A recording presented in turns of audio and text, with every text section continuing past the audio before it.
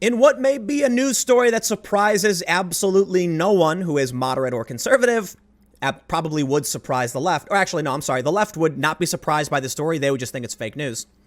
Documents detailing Google's news blacklist show manual manipulation of special search results. Google does manipulate search results manually, contrary to the company's official denials. Documents obtained exclusively by the Daily Caller indicate.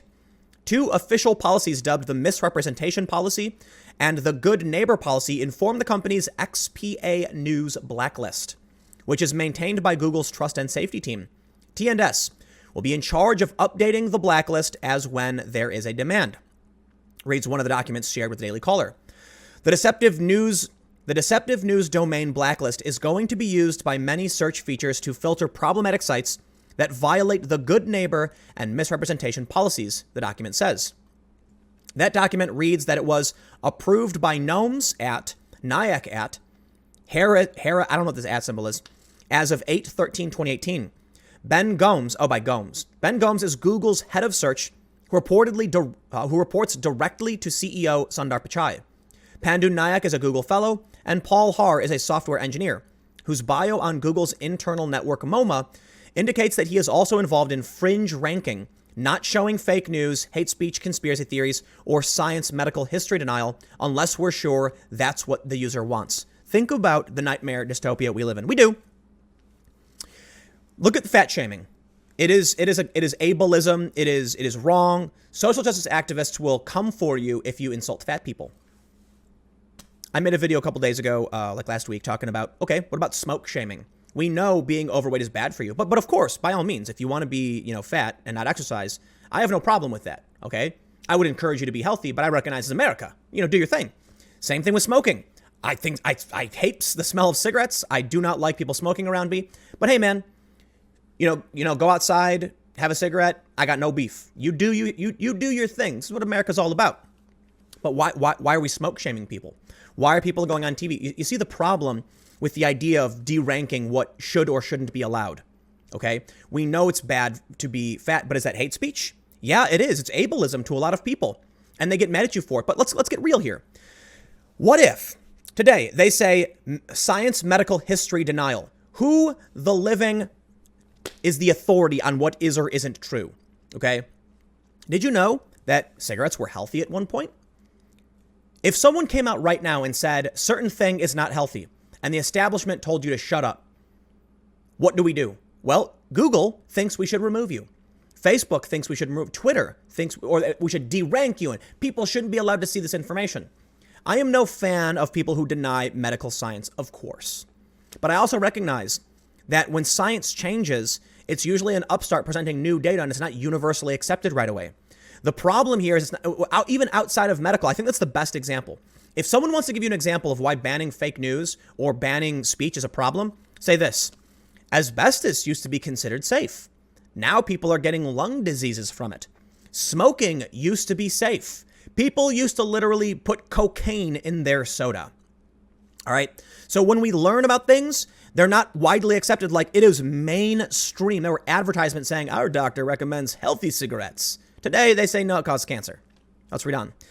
The purpose of the blacklist will be to bar the sites from surfacing in any search feature or news product. It will not cause a demotion in the organic search results or de-index them altogether, reads the policy document obtained by the caller. What that means is that targeted sites will not be removed from the 10 blue links portion of the search results, but the blacklist applies to most of the other search features like top news, videos, or the various sidebars that are returned as search results. In a section of the memo entitled Eligibility for Good Neighbor Policy Enforcement, the types of results impacted by the policy are described. If your product shows any of the following, misrep and GNP would apply, to your PA. Shows content from users and news publishers, perceived 3P voice, X UGC News Corp, I don't know what that means. Output single answers perceived to come from the open web.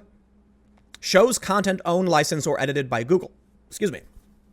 The 10 blue links may not be impacted by the blacklist, but virtually every other kind of Google search result is. While hard numbers are not available for how much traffic is directed through the 10 links versus the other search blocks, since the latter appear so high on the results page, the impact could be significant. Focus on the user, said a source at Google who described the program to the caller. Users need to trust any content that Google shows them, whether it's the 10 blue links or other special search results. Sundar Pichai testified before the House Judiciary Committee on December 11th of last year. Democratic California Rep. Zoe Lofgren asked why a search for the term idiot returned a photo of President Trump. That's a Democratic, wow. In response, Pichai said, "This is working at scale. We don't manually intervene on any particular search result." And people absolutely do manipulate search results all the time. There are companies dedicated to this. A memo about the deceptive news blacklist was also obtained by the caller, showing its last edit as of December 3rd, 2018, a week before Pichai's congressional testimony. This document, which describes the process by which a site can be blacklisted for deceptive news, clearly shows there is a manual component, saying, "The beginning of the workflow starts when a website is placed on a watch list, which is used for monitoring of sites to determine if they violate the Good Neighbor policy. This watch list is maintained and stored by ARIS, with access restricted to policy and enforcement specialists working on the Good Neighbor policy. Access to the listing can also be shared at the discretion of PC counsel and legal investigations on a need-to-know basis to enforce or enrich the policy violations. The investigation of the watch list is done in the tool Athena, the ARIS manual review tool, and intake signal from Search, WebSpan, and ARIS in order to complete reviews. Once a domain is determined to be violating the misrepresentation policy or the Good Neighbor policy, such patterns are then added to the deceptive news blacklist domains.txt. The document indicates that there is, among other things, a manual review tool involved in maintaining the blacklist. On the blacklist are a number of sites, including the Gateway Pundit, Matt Walsh's blog. This is hilarious. Matt Walsh? He's just like a conservative personality. Why is his blog listed there? Apparently, Matt Walsh said on Twitter that the blog is basically just his contact information. Why is Google removing that from their, search function? That makes no sense. Gary North's blog, TeaPartyEconomist.com, Carolyn Glick's website, Conservative Tribune, a property of the Western Journal, and the website of the American Spectator. I'm not sure what these sites are for the most part, but I have one of the American Spectator pulled up. We'll check that one out. You can't trust the human judgment of Google's trust and safety team, said the source at Google with knowledge of the practices. Requests for comment from Google's press team have gone unreturned as of publication time, but they have an update.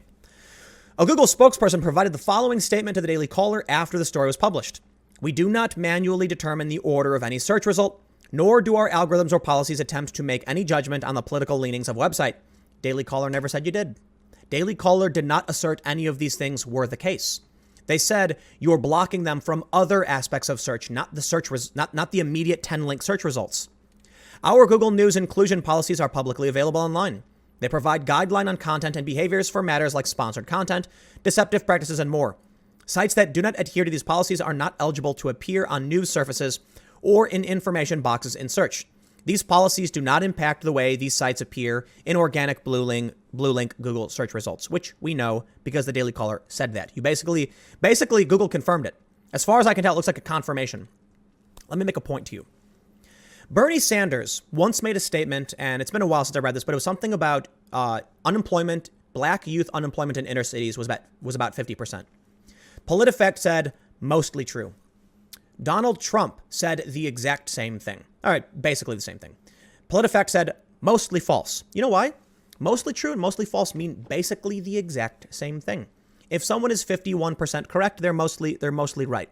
If they're 49% correct, they're mostly wrong. But who determines what is mostly right or wrong? The problem with policies like what we're seeing with Google is that you can take identical statements and say it does fit, it doesn't fit, because it's personal judgment at the end of the day. If these people are okay, look, we saw a story about trending on Facebook, and the employees at Facebook said that they would routinely remove conservative news because it was considered to be fake news. There was an absolute bias. So yes, you can see a story so imagine this. You go to PolitiFact. You see a story that says Trump said X. PolitiFact says that's not true. They go, ooh, that's fake news. Bernie said it, but that is true. That's real news. You see how this works? PolitiFact is not the arbiter of what is true or not, but, and I'm not saying that people only use, they only use this, but what do you think happens when people who live in San Francisco, who are biased and who are surrounded by these people, start going through what does or doesn't, what is or isn't considered deceptive?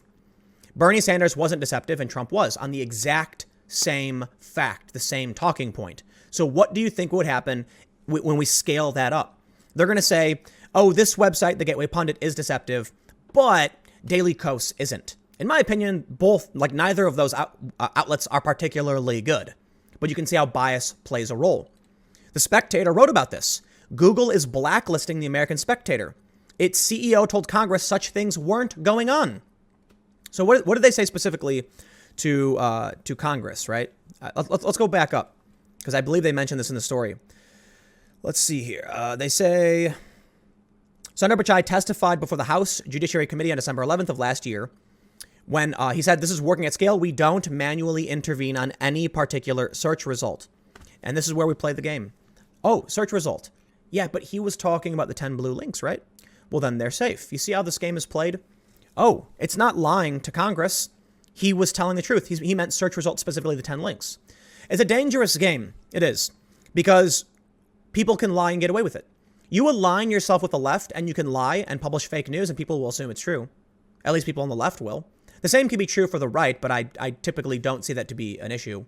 For the most part. Don't get me wrong. Fake news is a problem on all sides. But you have people like Vox recently said something to the effect that people wrongly believed that something like left-wing media played a role in getting American public to wrongly believe that they didn't get a tax cut or something to that effect.